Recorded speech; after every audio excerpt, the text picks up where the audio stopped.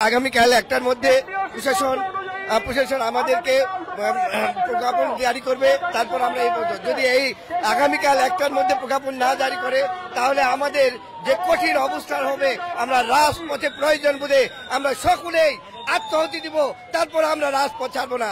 বিশেষ অনুরোধে প্রশাসনের পক্ষ থেকে আমরা ইতিপূর্ব পর্যন্ত আমরা শান্তিপূর্ণ আন্দোলন করেছি, আমরা হাঙ্গামা করি নাই, আমরা রাস্তা ব্লক করি নাই, পুলিশের সাথে ধস্তাধস্তি করি নাই। সেই কারণে আমাদের হয়তোবা এই এমপিও ভুক্ত হতে এত দেরি হলো। আমরা কষ্ট হচ্ছে, আমাদের বিবাল বাচ্চা অসুস্থ হয়ে আছে, বাবা মাকে আমরা খাদ্য দিতে পারতেছি না।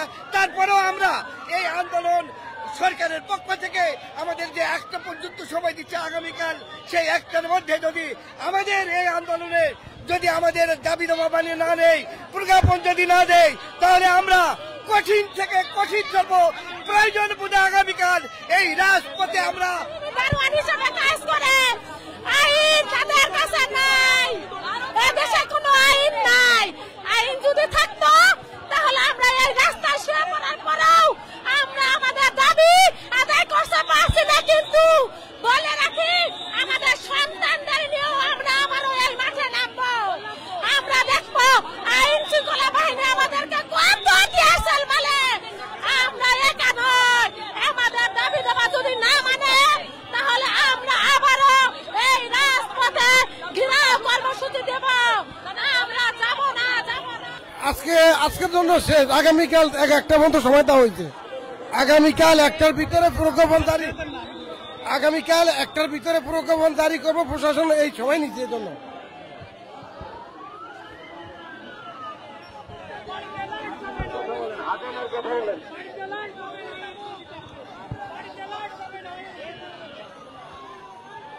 দর্শক, আপনারা লক্ষ্য করছেন যে তারা কিন্তু সরে যাচ্ছেন এবং পুলিশ তাদেরকে এই মুহূর্তে মূল সড়ক থেকে সরিয়ে এই মুহূর্তে যান চলাচলটা স্বাভাবিক করার চেষ্টা করছেন। এখনো পর্যন্ত সড়কটি বন্ধ রয়েছে। পুলিশ বলছেন, তাদেরকে অনুরোধ করেছেন যেন সড়কটি থেকে তারা রাস্তা থেকে সরে যান এবং এখন সেই চেষ্টাই করছেন পুলিশ। কোনো ধরনের বল প্রয়োগ ছাড়াই তাদেরকে অনুরোধ করেছেন এবং সেই অনুরোধের এই মুহূর্তে শিক্ষকরা তারা আগামীকাল দুপুর 1টা পর্যন্ত তারা সময় চেয়েছেন।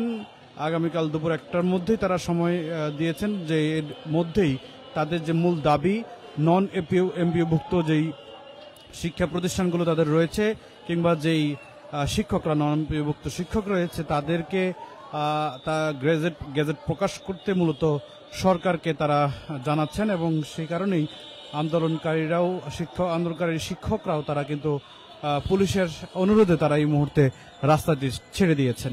এই ছিল জাতীয় প্রেস ক্লাবের সামনে থেকে অবরোধের সবশেষ চিত্র। বিদায় নিচ্ছি আমি ফখরুল। যে যেখানে থাকুন, যুগান্তর সঙ্গে থাকুন।